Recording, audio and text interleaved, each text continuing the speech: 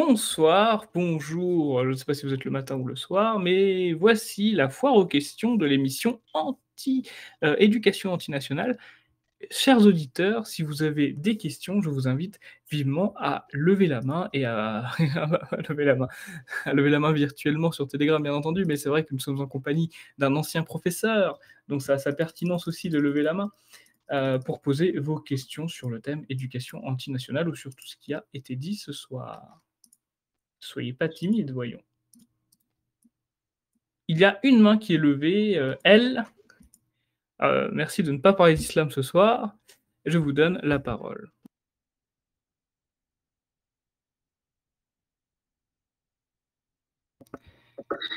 Oui. On m'entend ou pas? Un petit peu, oui. À un léger écho. Ouais. Je voulais remercier nos participants de ce soir pour une encore très bonne émission. Et, comme d'habitude, la mosquée, c'est très important. Non, je rigole, c'est une seconde degré.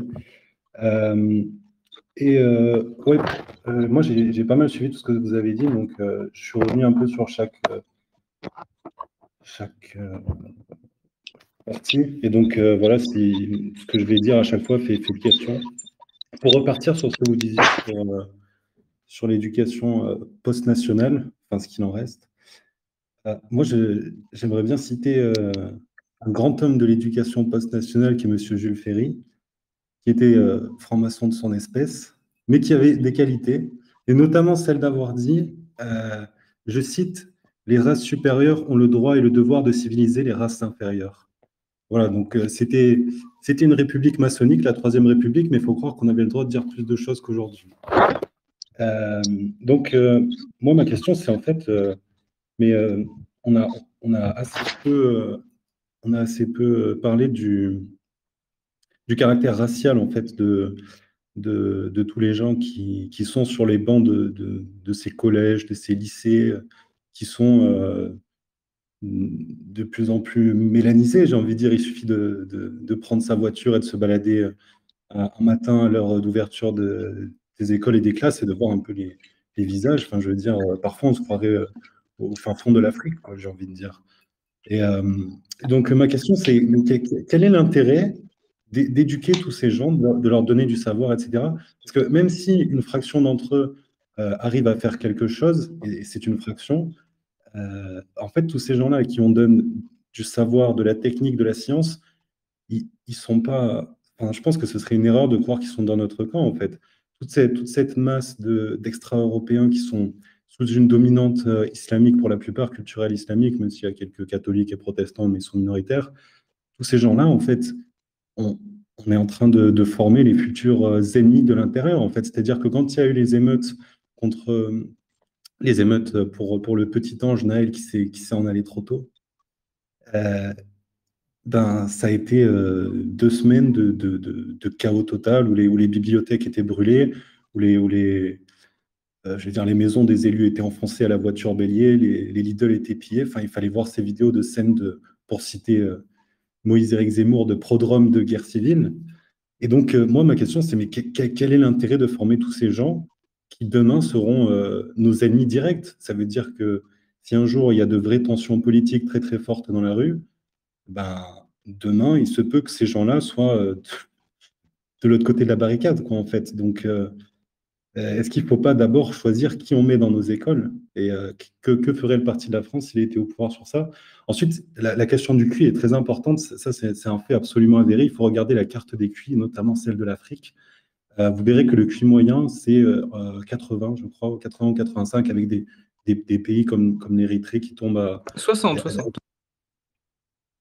60. Ouais. Oui, bah, il y a des pays. 80-85, c'est plutôt le Maghreb et la Turquie. Ah, ok. Oui, c'est vrai que les pays d'Afrique du Nord, moi, pour avoir fait des études scientifiques, j'ai vu il faut savoir que les Maghrébins enfin, sont assez efficaces dans tout ce qui est le domaine des classes préparatoires, notamment scientifiques, et qu'il y en a beaucoup qui intègrent les écoles type Polytechnique. Bon, quand je dis beaucoup, c'est relativement au blanc, mais c'est pour dire que, bon, voilà, faut faire attention à qui on fait entrer dans les plus hautes sphères de l'État, parce qu'après, ça peut poser de graves problèmes. C'est pas sans rappeler ce qui s'était passé avec Rome. Rome, comment est-ce qu'elle s'est effondrée? Mais c'est parce qu'en fait, petit à petit, tous ces lieux de pouvoir, et notamment ceux qui étaient aux frontières de l'Empire, en fait, étaient complètement gangrénés par les métèques, par les non-romains, quoi, en fait. Et, dès que le vent a tourné, tous ces gens-là ont tranché la tête à tous les dirigeants politiques qui étaient déjà en place. Enfin bref, je passe.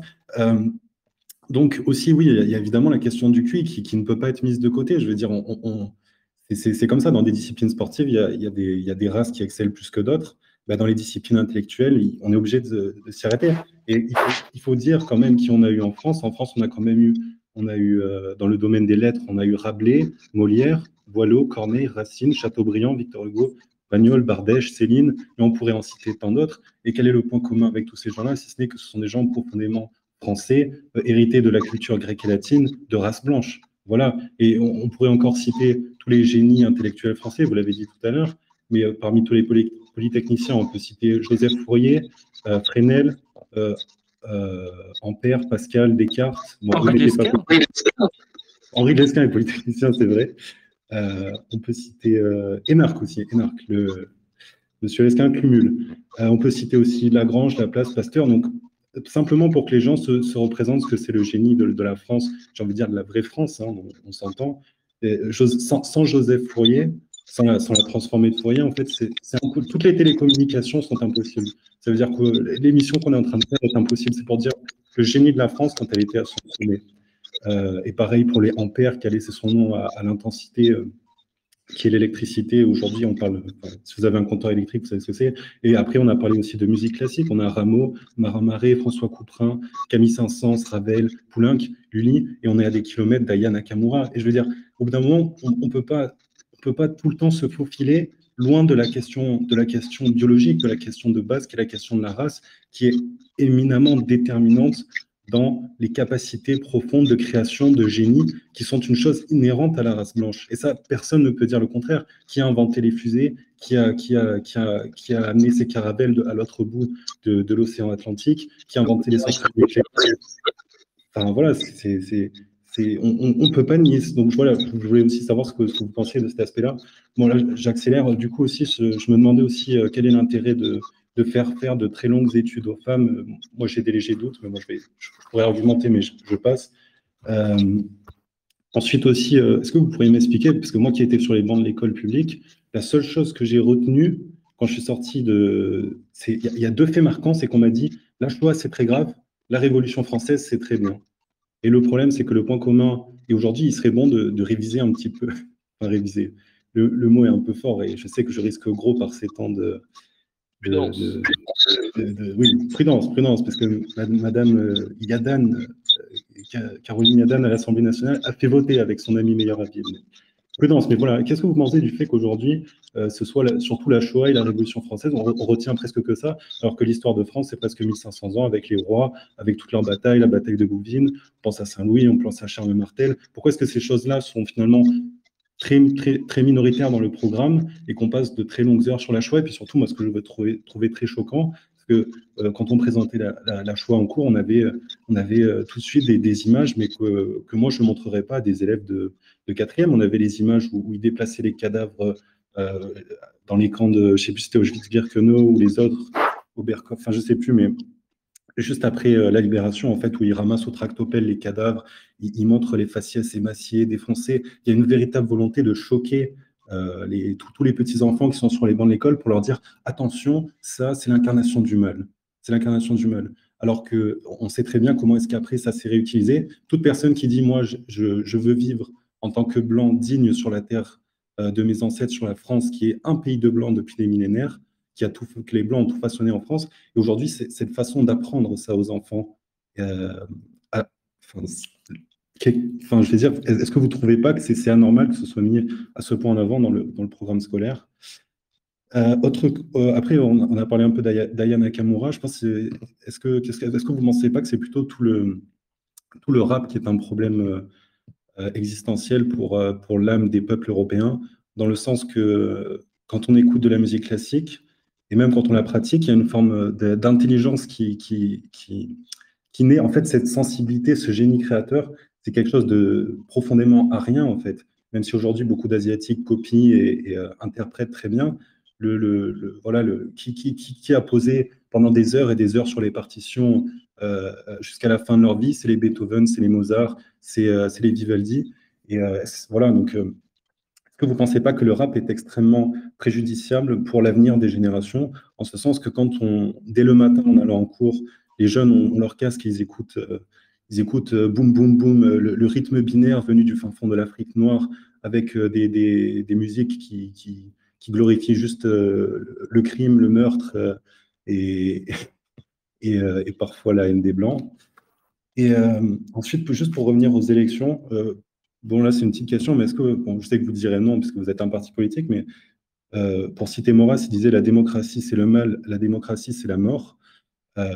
Donc je comprends, moi je ne suis pas de la politique du moindre mal, mais est-ce qu'un jour le parti de la France aura une idée autre que de se sauver par la sacro-sainte démocratie? Parce que moi je vois deux choses, c'est que plus on vote, plus ça va mal en France, ça veut dire qu'en 1946, il y a eu le droit de vote des femmes. Alors oui, je sais, je vais me faire beaucoup d'ennemis, mais finalement, ça m'est un peu égal, hein. Pour citer mes camarades d'Orémus, pour ceux qui connaissent, euh, moi, ça m'est absolument égal que les femmes ne soient pas contentes, que je leur retire le droit de vote et que je leur dise de redevenir des mères. Moi, je m'en fiche complètement. Ce qui compte, c'est de gagner la bataille. Ce qui compte, c'est pas d'avoir toutes les femmes qui viennent pleurnicher. De toute façon, elles ne comprennent rien à la politique. Essayer de parler politique avec une femme, c'est inutile. Voilà. Euh, Petite pub pour les camarades d'Orémus, pour ceux qui connaissent.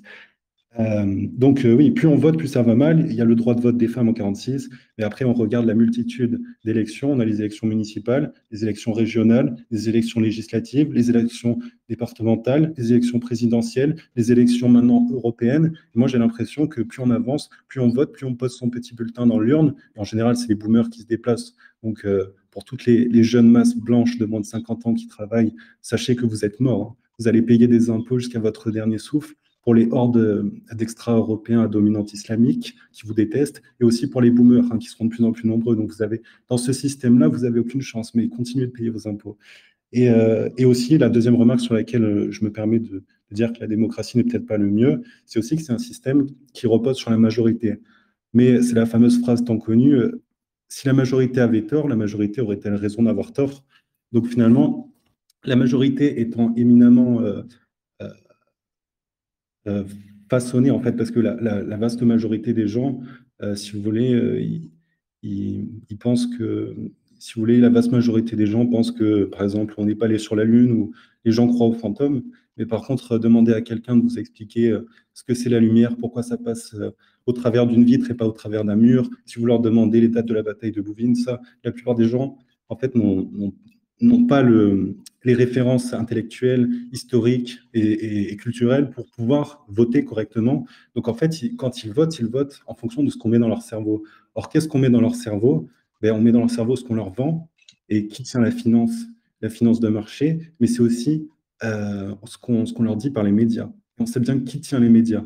Donc en fait, quand les gens votent, ils sont dans les clous du système.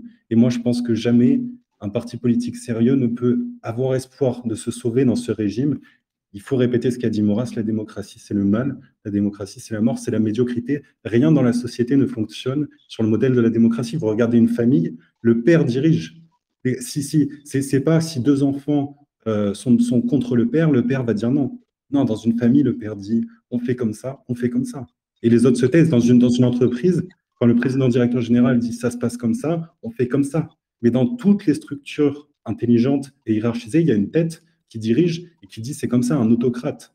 Et même, il faut lire les protocoles des sages de Sion, ils expliquent parfaitement comment est-ce qu'ils ont détruit les sociétés occidentales en leur soufflant ce mensonge du parlementarisme à outrance, des partis les uns contre les autres, et de leur faire croire qu'ils peuvent arriver à quoi que ce soit, alors que c'est que l'autocratie totale, tout le pouvoir dans les mains d'un chef extrêmement cultivé et intelligent qui permet de diriger une masse vers le bien commun, vers la vérité. Donc voilà, ça c'était par rapport à la démocratie et qu'est-ce que vous en pensiez. Et, euh, et oui, bah, pour, euh, pour finir sur la fusillade à Rennes, euh, bah, oui, vous avez dit c'est tragique, mais effectivement, moi j'ai envie de dire, quand on amène l'Afrique et l'Orient en France, ben, on a l'Afrique et l'Orient en France. Voilà. Donc voilà, je voulais savoir ce que vous pensiez sur les questions que j'ai posées. Désolé, j'étais un peu long, mais voilà, j'ai quand même été intéressé. Donc voilà, je vous remercie encore pour vos interventions, de nos intervenants. En tout cas, merci d'avoir fait court et concis. Ah, Euh, Sérieusement. Alors moi, j'ai pas tout retenu, hein, j'ai pas, voilà.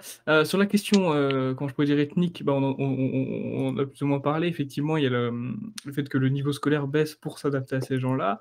L'idée, bien évidemment, sur l'émission n'est absolument pas d'élever ces gens. Non, ces gens-là, on veut les remigrer. Ça, on le dit, voilà, on le dit, on les remigre. L'idée, ce n'est absolument pas de les élever. C'est la charité républicaine qui voulait éduquer les populations moins civilisées que la nôtre, et au final, ça nous a apporté que des problèmes. Ce n'est pas notre idée.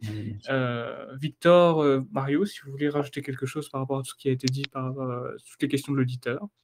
Oui, bah pour peut-être pour oui préciser certains points.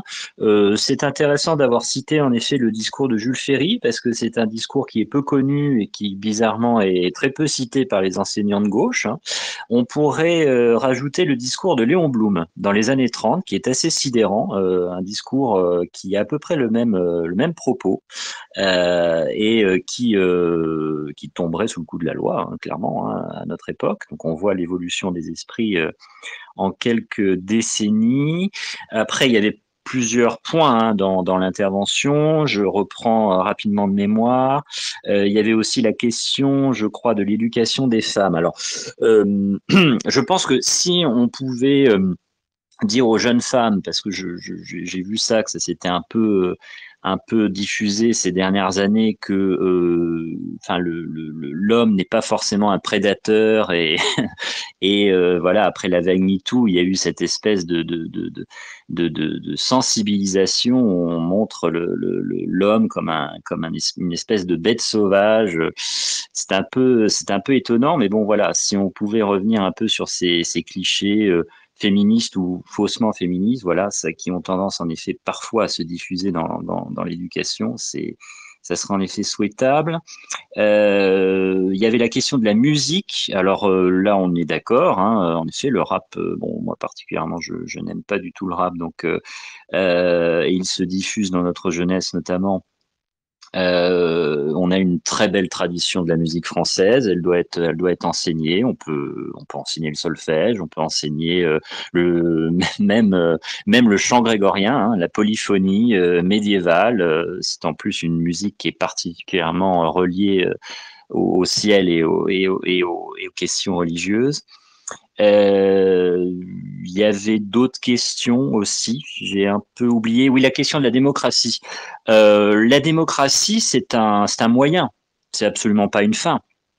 C'est le terrain sur lequel nous évoluons politiquement. Donc voilà, il faut faire avec pour le moment.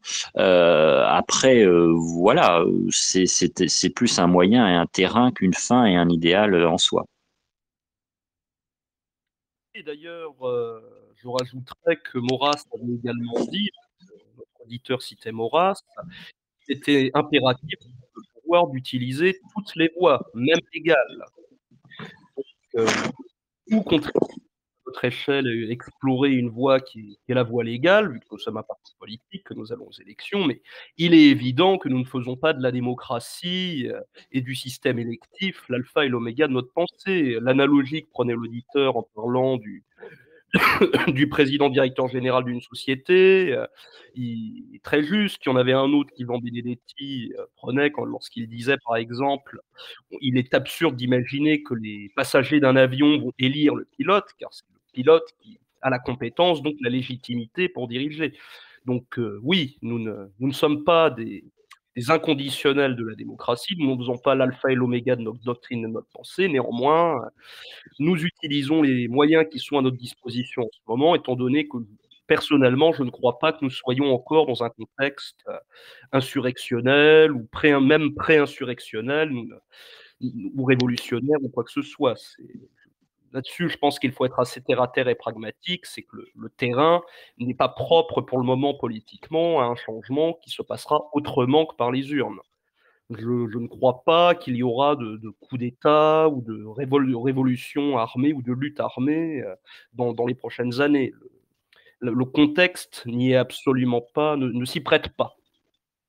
C'est pourquoi je pense qu'il faut continuer d'envisager le système électoral comme un moyen, comme une tribune qui nous permet d'afficher nos idées, de les diffuser, d'avancer avec. Et puis, nous verrons ce que nous en ferons après, mais la priorité est de prendre le pouvoir. Hop. Merci beaucoup pour vos réponses. Maintenant, je donne la parole à, je crois que c'était Donald Burgdorfer qui avait levé la main, fidèle auditeur, fidèle militant d'Alsace. Je vais lui donner maintenant la parole.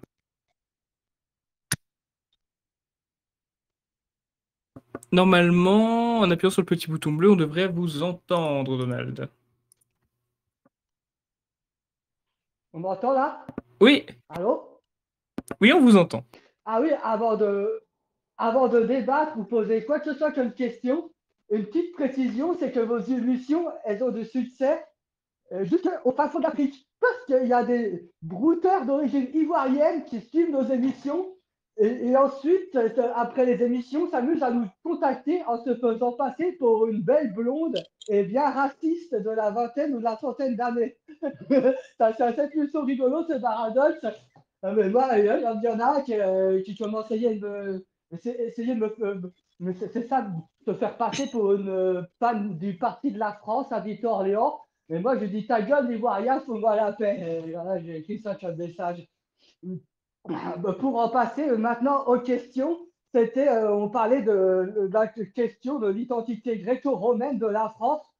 Trouvez-vous ou pas que français et gallo-romain, ça serait deux termes synonymes, car d'un point de vue historique, se remonte avant la période jacobine de l'assimilation des minorités régionales.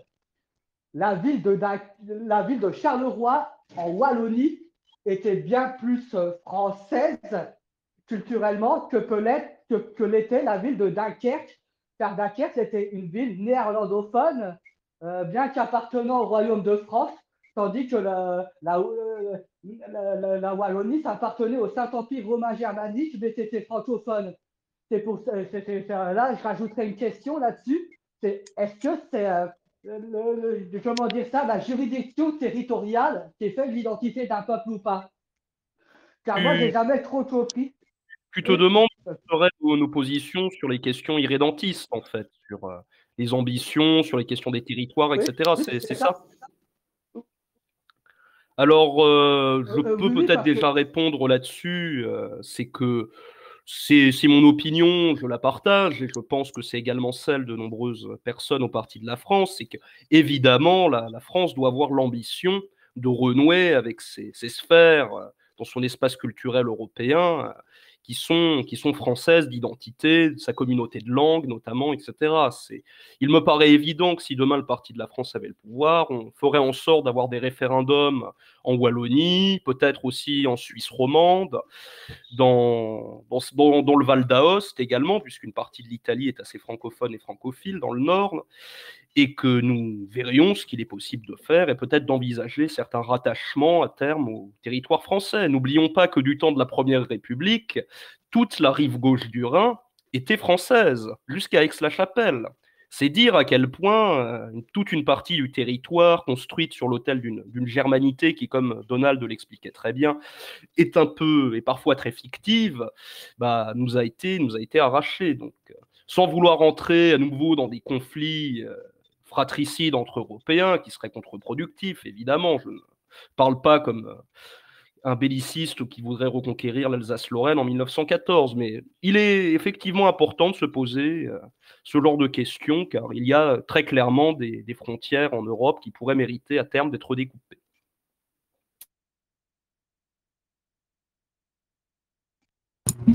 Je laisse maintenant la parole à... je vais donner à Vivien, je crois que c'était le troisième à lever la main. Si je me suis trompé, Gauthier, ne t'inquiète pas, tu l'auras après. Vivien, membre national du Parti de la France et fier militant de Normandie, fidèle auditeur également. Je vous laisse la parole. Normalement, c'est bon. Bonsoir Alexandre, bonsoir Victor, bonsoir Mario. Mario, que je découvre très intéressant dans ses interventions et très pertinent. Et Victor, comme d'habitude, très intéressant aussi. Sujet de l'éducation nationale, moi j'avais une question qui est un sujet d'actualité. Je voulais avoir l'avis de vos invités, et d'Alexandre aussi, sur la mise en place de groupes de niveau au niveau du collège qu'envisage Gabriel Attal.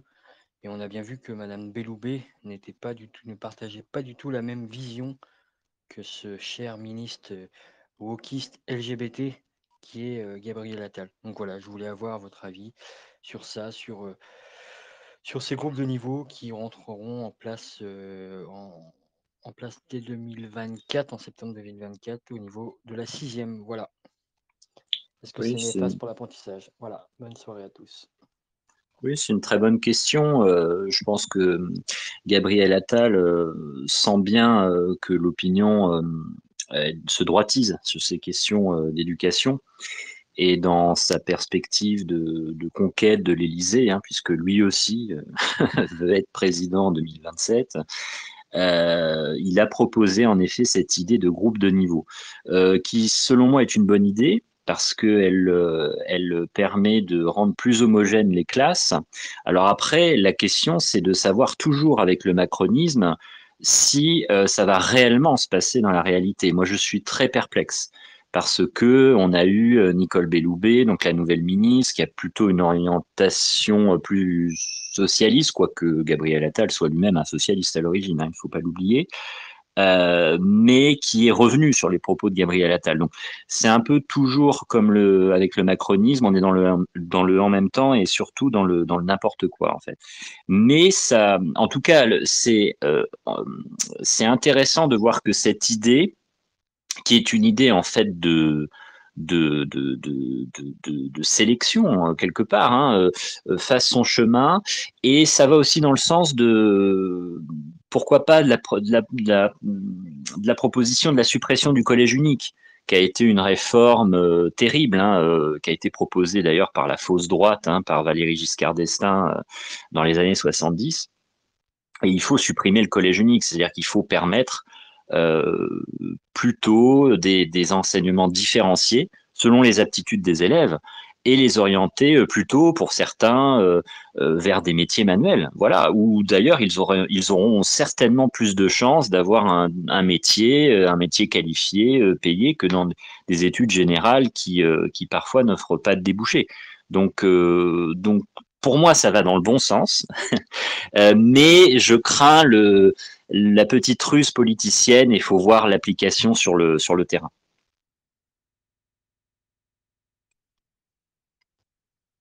La question de Vivien était si pertinente que ça m'a inspiré une autre question, monsieur Varro, donc je me permets de vous la poser. C'était que Éric Zemmour avait fait grande polémique à l'époque où il veut faire des écoles, des instituts spécialisés dans l'accompagnement d'enfants handicapés. D'ailleurs, il avait été défendu par Pascal Praud, qui expliquait que sa fille était Ouais. atteinte de dyspraxie et de divers troubles, et donc qui soutenait l'idée. Et de l'autre côté, Marine Le Pen, je rappelle, hein, l'avait presque comparé au Troisième Reich qui séparait les enfants handicapés des enfants non handicapés. Hein. Je me rappelle quand même, on a tendance à l'oublier, des propos de Marine Le Pen. Qu'est-ce que vous pensez effectivement d'avoir des instituts spécialisés dans l'éducation d'enfants handicapés? Oui, mais c'est une très bonne idée. C'est une très bonne idée. Et encore une fois, au-delà de l'idéologie, ça vient de l'expérience et du terrain. En fait, ça vient de Jacques Chirac, hein. Jacques Chirac avait fait un grand plan handicap au début des années 2000, qui partait évidemment d'une très bonne intention.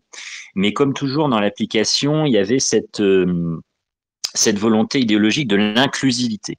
Ce qui fait que sur le terrain, concrètement dans la classe, vous avez des élèves.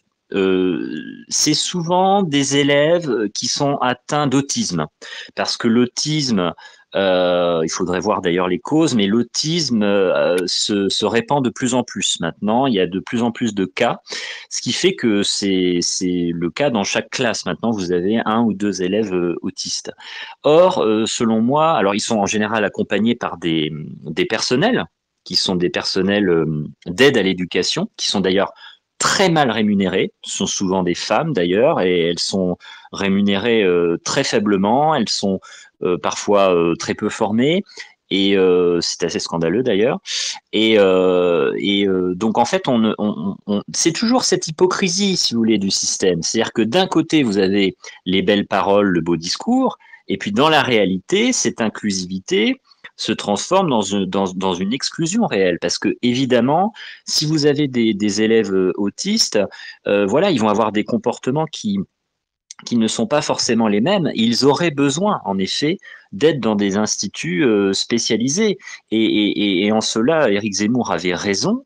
Et c'était plus bénéfique, à mon avis, et plus empathique pour les élèves handicapés que les beaux discours hypocrites, en fait. Voilà. Donc, Éric Zemmour avait complètement raison sur cette question. Il avait d'ailleurs été défendu par des parents d'élèves handicapés qui Oui, disaient par des oui, associations, bien sûr. tout à fait, oui, qui disaient mais c'est une solution réaliste. Il faut des instituts spécialisés, des gens formés, etc. Mais des dispositifs qui d'ailleurs pour certains existent déjà, comme les classes Ulysse, etc., mais qui méritent d'être étendus et généralisés.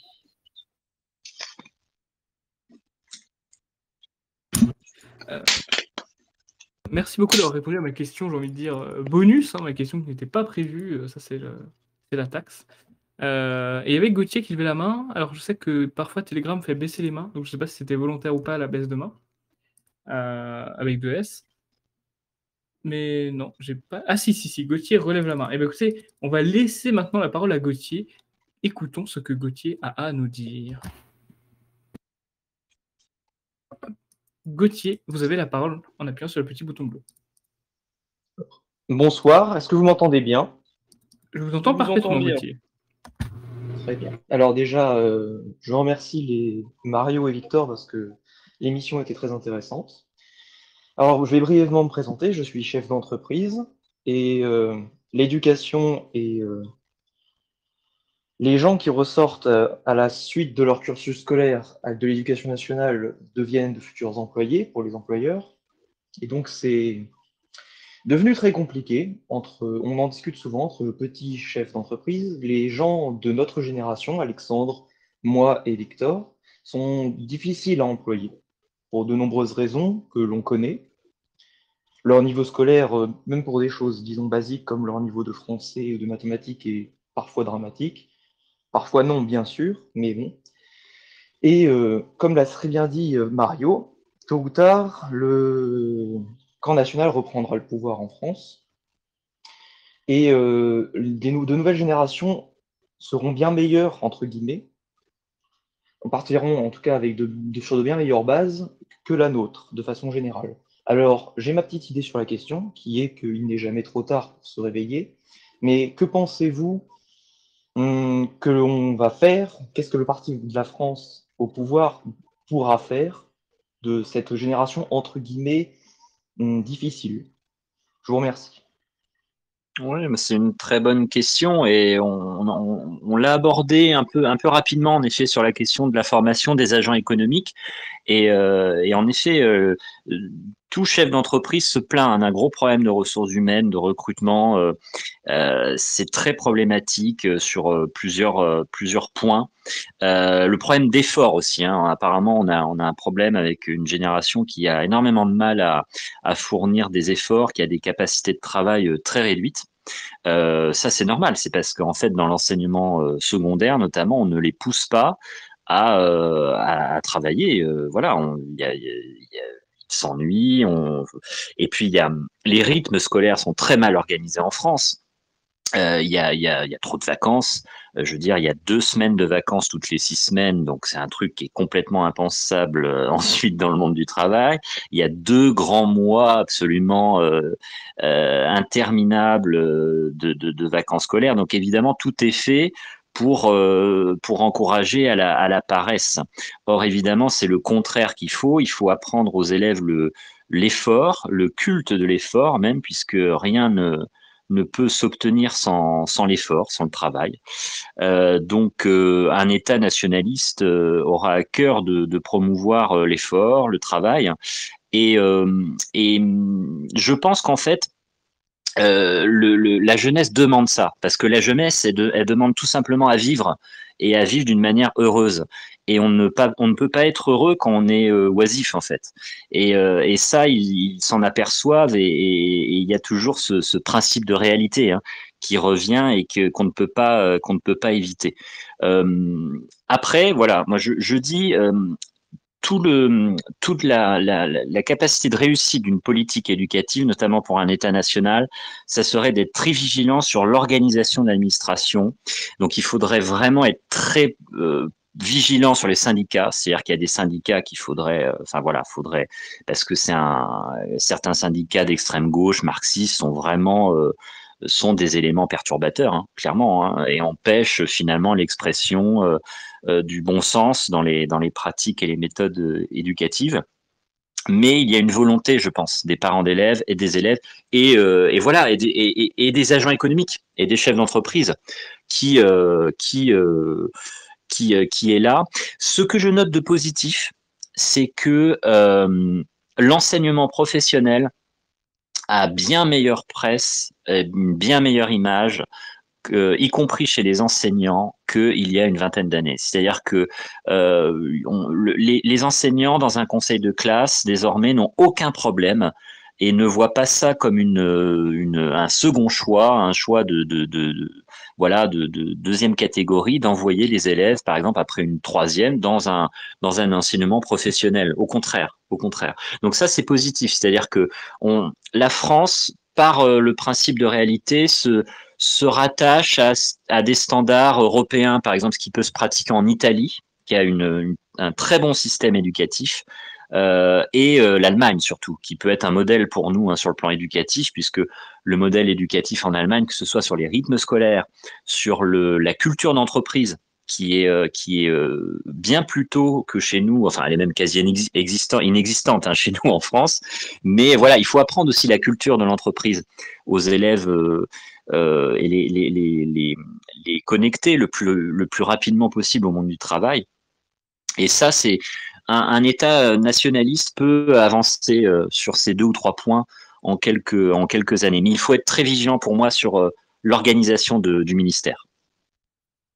Sur la question de l'insertion professionnelle, pour moi, il y a beaucoup de choses à apprendre. C'est un modèle de référence d'ailleurs en la matière, on en parlait tout à l'heure, du modèle allemand qui valorise un apprentissage très, très précoce et une orientation professionnalisante très précoce également, ce qui aide grandement à former des agents économiques efficaces et performants.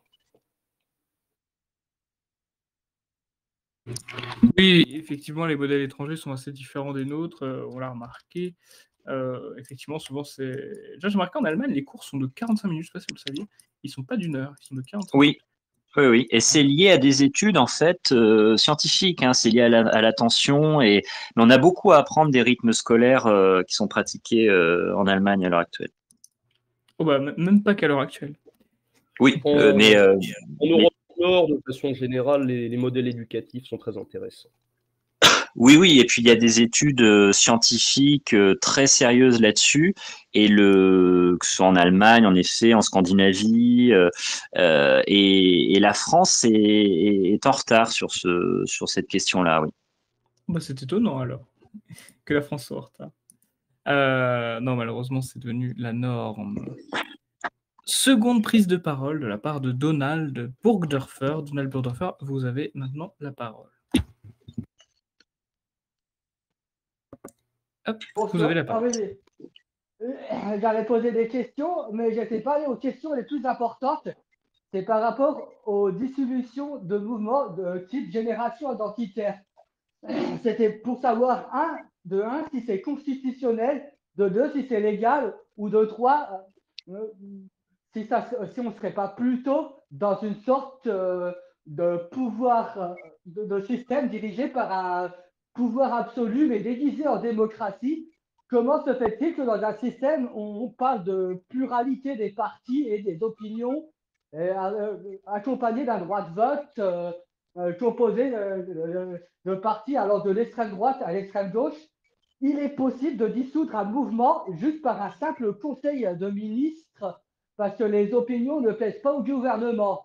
Alors, y a-t-il vraiment une séparation entre le pouvoir judiciaire, exécutif et législatif, comme on le prétend, est-ce que ces trois branches de pouvoir appartiennent à un seul et même pouvoir? Ben, parce que là, je suis vraiment dans l'incompréhension. Comment est-ce que le ministre il peut dissoudre un mouvement et comment est-ce que le mouvement peut se laisser faire? Parce que si on est tant dans une démocratie que ça, le mouvement il doit continuer ses activités et pas prendre part à cet acte de décision de dissolution. Alors, je vais peut-être laisser répondre ensuite rapidement Victor, parce que c'est lui qui a fait des études de droit, donc je pense qu'il est plus compétent pour répondre à cette question de constitutionnalité.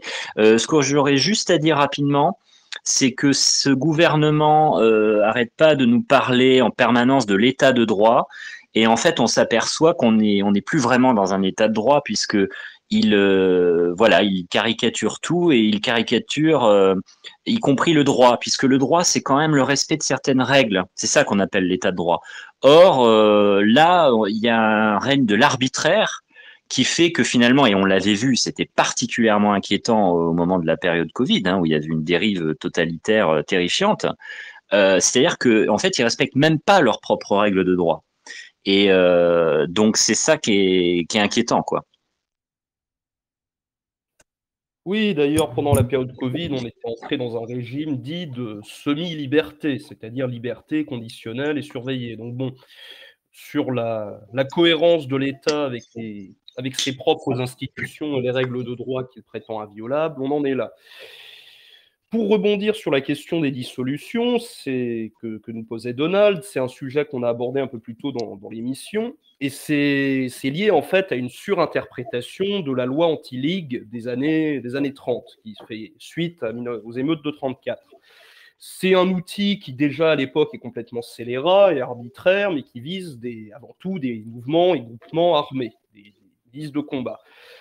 On peut effectivement se poser la pertinence de l'existence même d'une telle loi à l'heure actuelle, sachant qu'il n'y a plus de mouvements politiques armés en France. Ça n'existe pas. Il y a des groupes terroristes qui sont identifiés comme tels, etc., des émanations de groupes étrangers, mais il n'y a pas.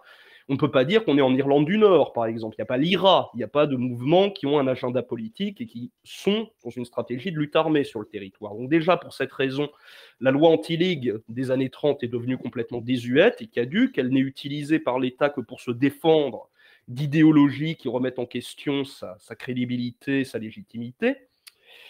Et d'autre part, sur la cohérence juridique de la chose en elle-même et sa constitutionnalité, c'est vrai qu'on pourrait se poser la question. Je ne sais pas si une QPC, pour ceux qui ne savent pas, la question prioritaire de constitutionnalité a déjà été posée sur la question des dissolutions. Il faudra que je me renseigne. Mais on pourrait se poser la question, effectivement, de la pertinence en fait, de mécanismes qui permettent de façon arbitraire de dissoudre une association ou un mouvement sur parfois des dossiers très minces. Enfin, le dossier de la dissolution de Génération Identitaire, j'ai jeté un œil, j'encourage nos auditeurs à aller le lire. Il est ridicule, il est parfaitement ridicule. Mais ça rejoint au fait tout un arsenal législatif qui est parfaitement arbitraire et incompréhensible. Par exemple, les interdictions sur décision préfectorale de manifestation. On est un des pays dans lesquels le pouvoir a le plus d'outils pour réprimer l'expression politique. Les lois contre la liberté d'expression, déjà, les lois Pleven-Guesso, les outils comme les interdictions de manifestation, les préfets sont pratiquement tout puissants. S'ils veulent taire absolument toute expression divergente dans leur département, dans leur territoire, rien ne les en empêche, théoriquement. Donc c'est effectivement tous les paradoxes de cette république prétendument démocratique, prétendument multipartite, qui en réalité ne l'est pas du tout et s'arrange avec ses propres règles et son propre droit lorsque elle estime que c'est nécessaire à sa survie.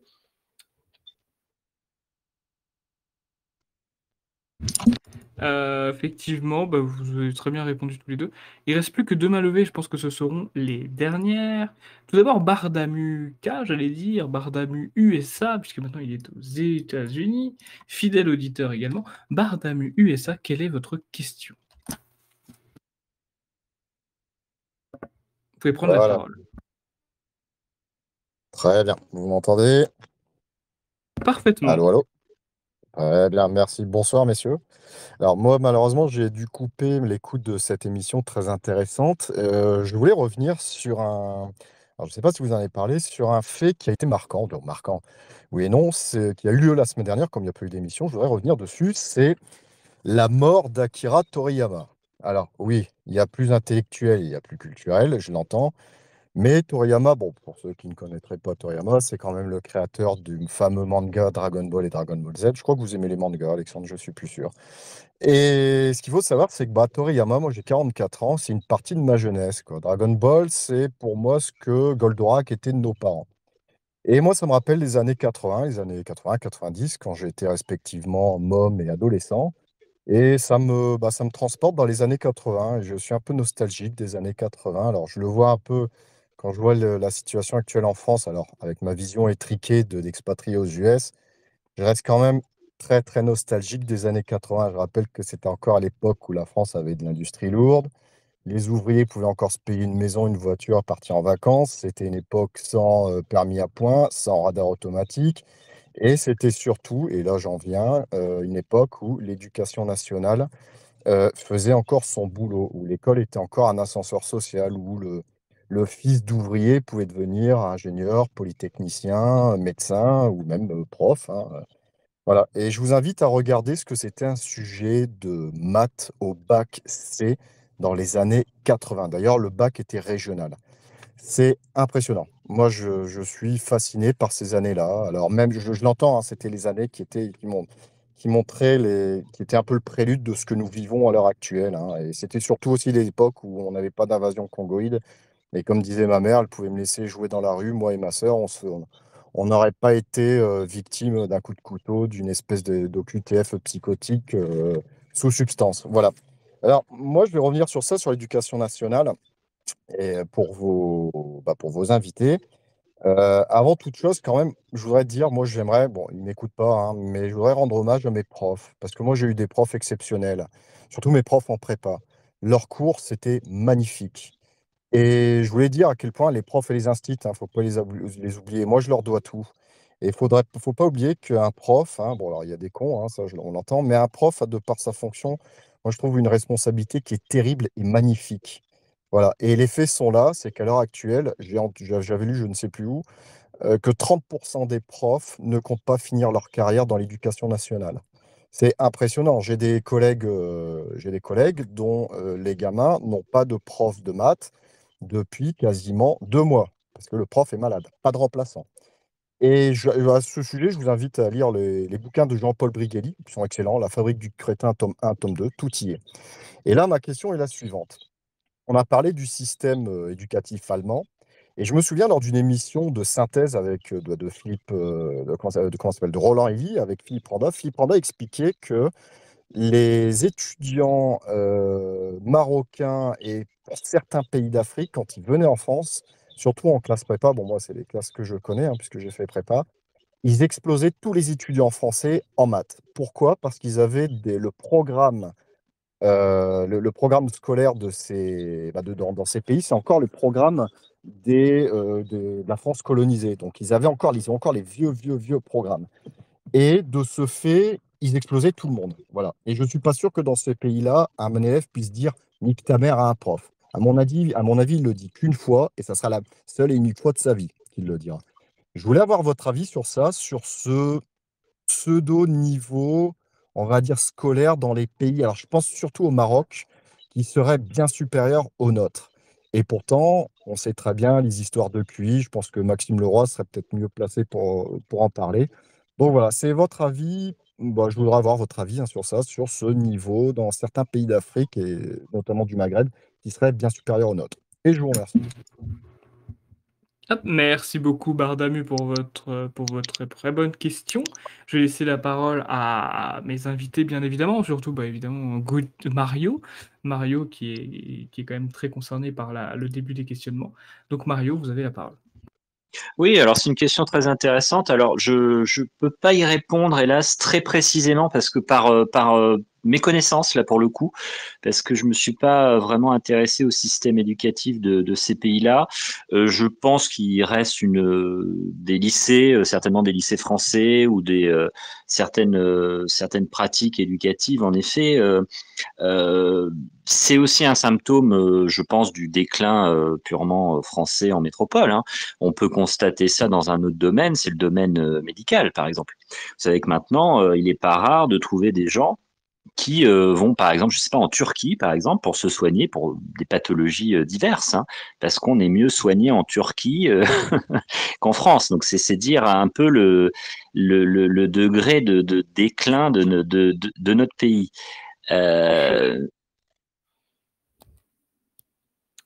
Pour juste sur l'exode médical, c'est aussi une question de prix. C'est que c'est des pays où les opérations sont abordables. En France, si on veut accéder à une médecine digne de ce nom, c'est des sommes astronomiques. Mais C'est continue. ça, voilà. Donc après, oui, j'ai pas trop de connaissances sur ces pays-là, donc je peux pas répondre d'une manière précise, mais ça doit nous encourager. En tout cas, vous parliez du sujet de maths du bac C dans les années 80. Ça, c'est certain qu'il y a eu on en a parlé un peu brièvement, mais il y a une chute du niveau de l'enseignement en mathématiques et de la culture scientifique, hein, au sens plus large, qui est absolument affligeant. Oui, il faut refaire une culture scientifique de qualité.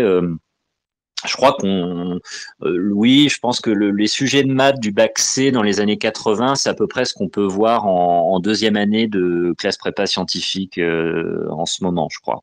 Donc c'est un peu surprenant.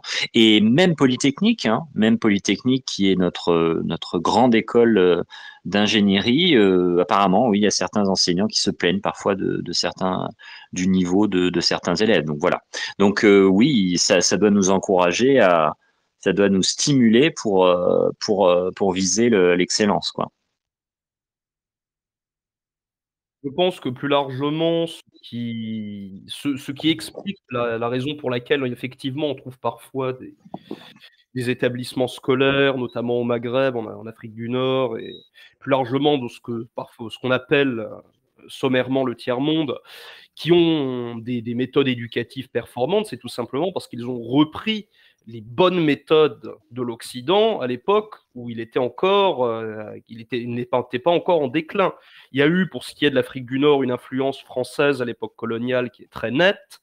Pour ce qui est d'autres pays, des influences diverses et variées, mais contrairement à nous, ils ne se sont pas affaissés. Ils ont gardé des ambitions, car je pense qu'un des problèmes aussi de l'éducation en France, c'est qu'elle est devenue beaucoup moins ambitieuse qu'elle l'était à une époque. Ils ont gardé une vision très rigoureuse de l'enseignement, très, très pyramidale, avec un maître qui impose un sujet, qui distille des connaissances que les élèves doivent absorber. On n'est pas uniquement dans cette démago où l'élève sait tout et l'enseignant n'est qu'un accompagnant, comme l'expliquait très bien Mario tout à l'heure. Donc je pense que c'est un cumul de facteurs qui explique pourquoi ils ont parfois des élèves tout à fait efficaces, qui produisent parfois des cerveaux tout à fait efficaces. En revanche, voilà, il faut pondérer ça avec, je pense, l'influence d'un certain Occident à l'époque coloniale, à l'époque où l'Europe dominait le monde, et qu'il ne faut pas non plus qu'on se déprécie à cet égard. C'est avant tout nous qui sommes les moteurs de ces idées-là. C'est parce qu'on les a oubliées, qu'on les a abandonnées, qu'aujourd'hui on est en déclin. On est parfaitement capable d'aller les rechercher.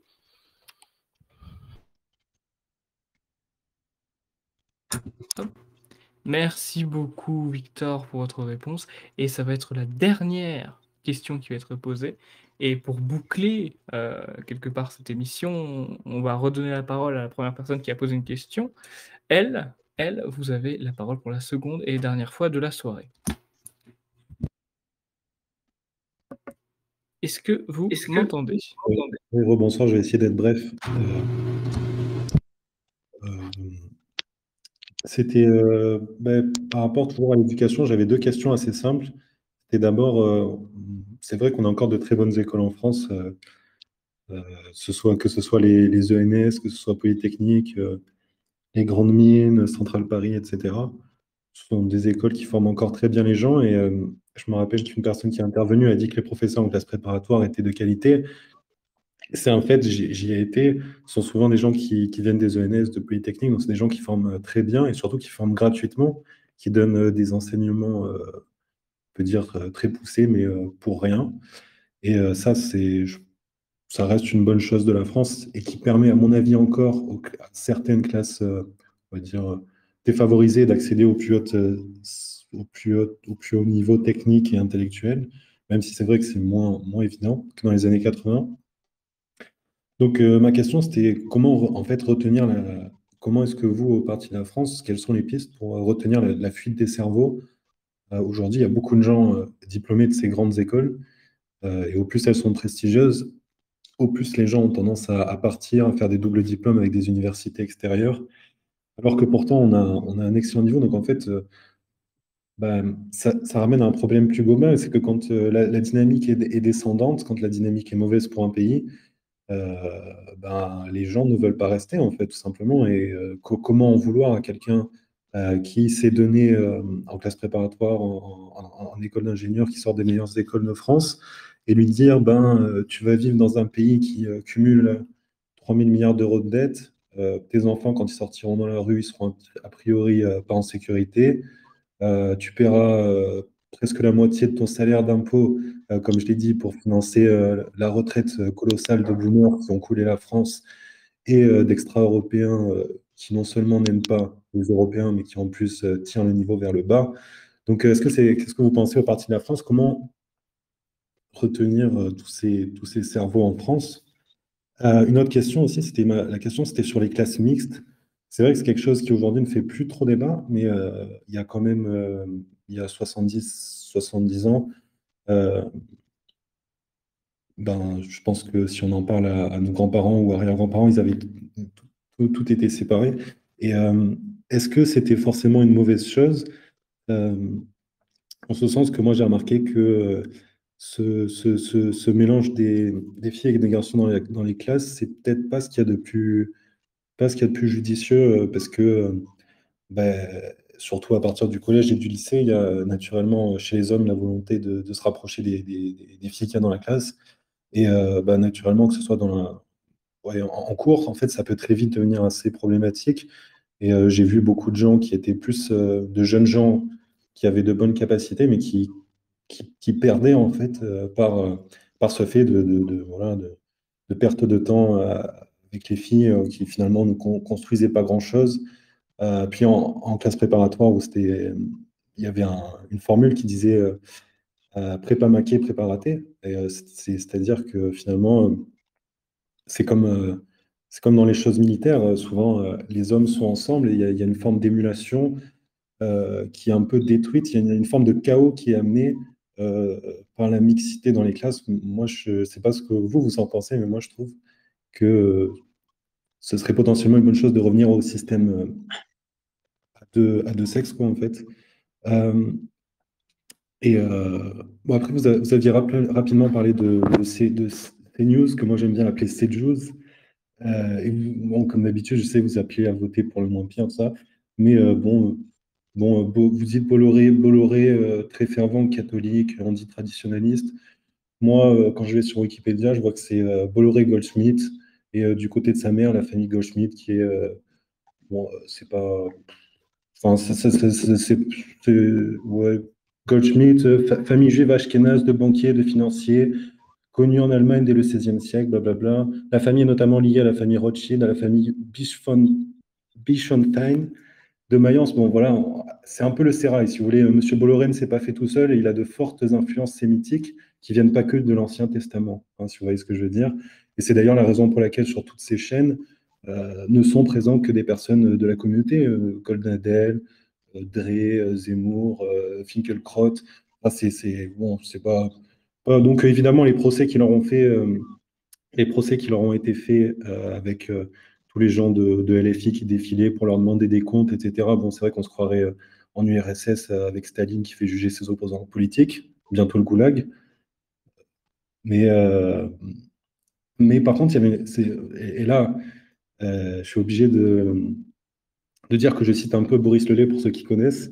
il a fait une remarque pertinente, c'était au moment où ils ont interrogé, ou je crois que c'était Émeric Caron, qui a interrogé sur le fait que c'était le silence radio complet quant à ce qui se passait en Palestine. Et ça, c'est vrai que malheureusement, quand on regarde ces news, euh, je veux dire, vous dites, enfin, vous avez dit que par leur liberté, ils dérangent le système, par le fait qu'ils disent des choses de droite, etc. De droite, oui, mais bon, c'est pour être la droite israélienne, moi, ça ne m'intéresse pas. Euh, Moïse Éric Zemmour qui était allé pleurer devant le mur des lamentations, enfin, c'est presque reconquête de la Judée, quoi. Et donc, voilà, moi, j'invite les vrais nationalistes et les gens qui ont un vrai souffle à comprendre qu'il faut pulvériser le système pour s'en sortir, parce que le système est verrouillé et depuis 1945, il est très violemment verrouillé depuis Nuremberg. Et voilà, donc la question que je vous invite à vous poser, c'est ces gens-là sont-ils libres? Mais si jamais sur un plateau de CNews ou de C8, un seul de ces participants, les Eugénie Bastier, toutes les femmes comme ça, parce qu'il y en a plein qui passent, les Shabbat Goy, si un seul disait euh, ce que font les Israéliens de massacrer les femmes et les enfants, c'est absolument intolérable. Demandez-vous, est-ce que ces personnes-là auraient encore le droit de dire des choses à peu près de droite, de dire oh l'islam c'est embêtant, etc. Ça c'est une question fondamentale à se poser. Donc pour citer Voltaire, hein, regardez de qui vous n'avez pas le droit de dire de mal et vous saurez qui vous dirige.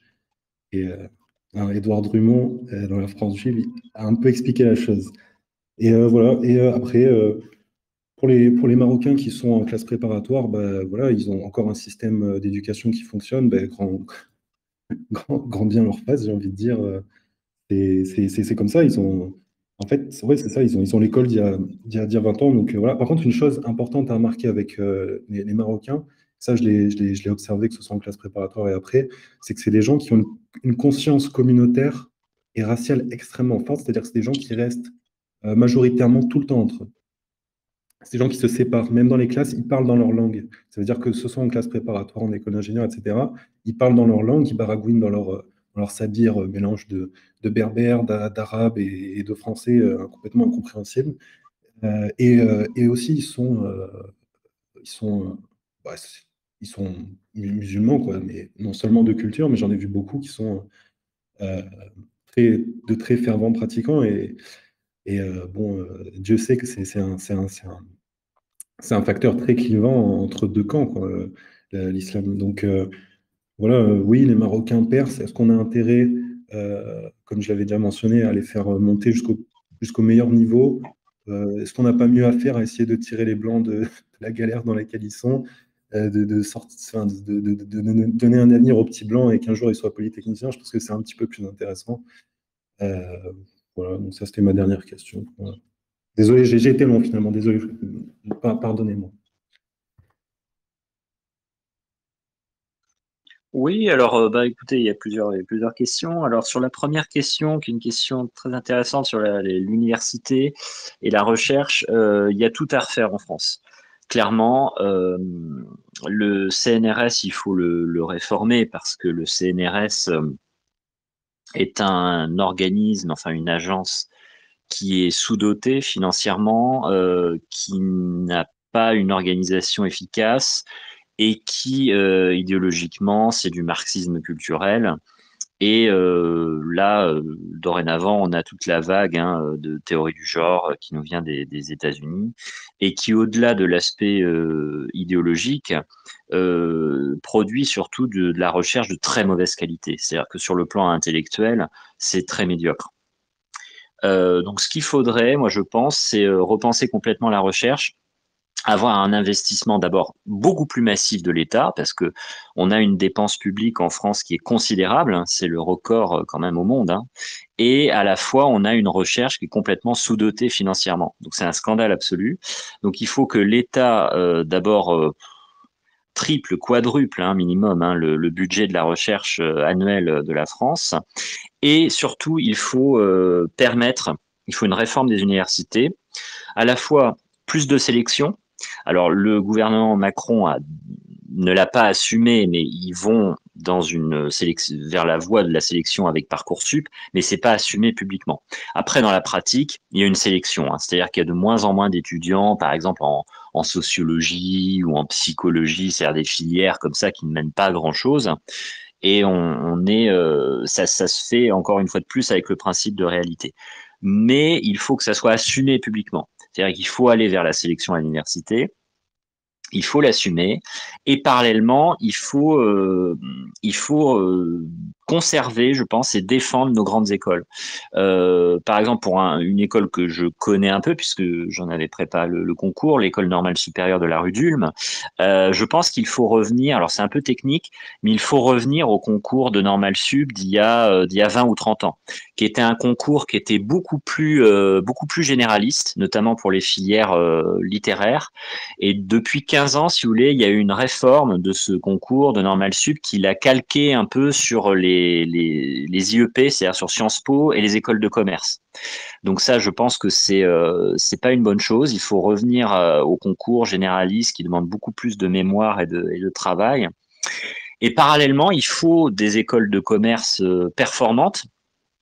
Parce que c'est ce qu'on disait tout à l'heure, hein, même si un groupe nationaliste prend le contrôle de l'État, et ça peut arriver dans les prochaines années, il sera dans une économie mondialisée de plus en plus interdépendante.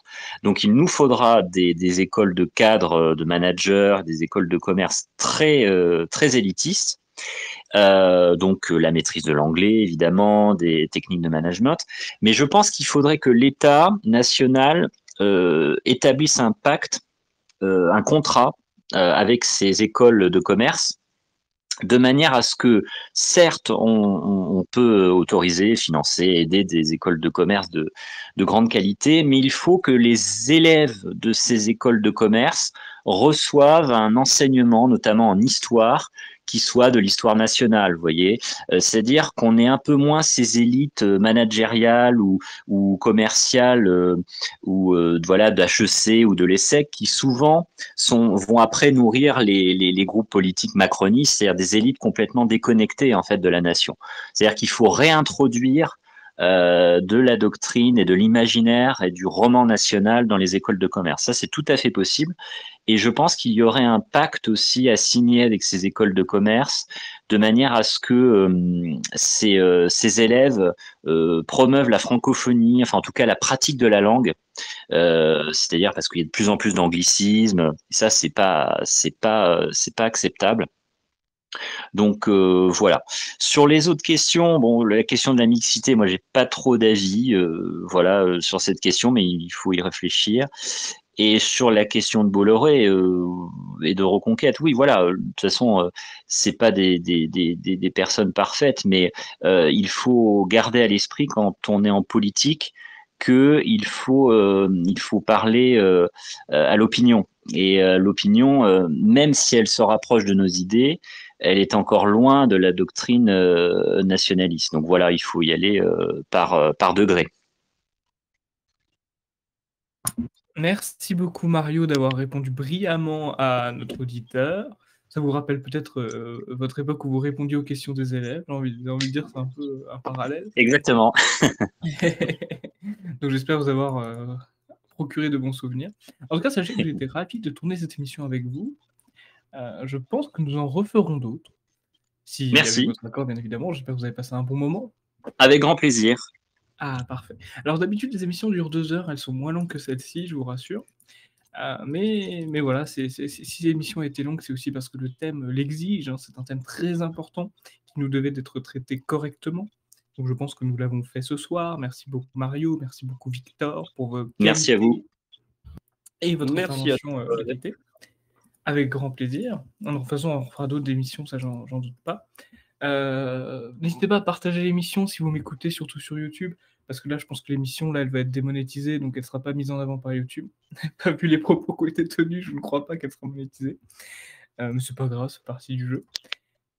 Et donc, je vous invite vivement à la partager et à être présent la semaine prochaine pour l'émission avec Jonathan Sturel. Bonne fin de semaine tout le monde, et à la semaine prochaine. Bonne soirée.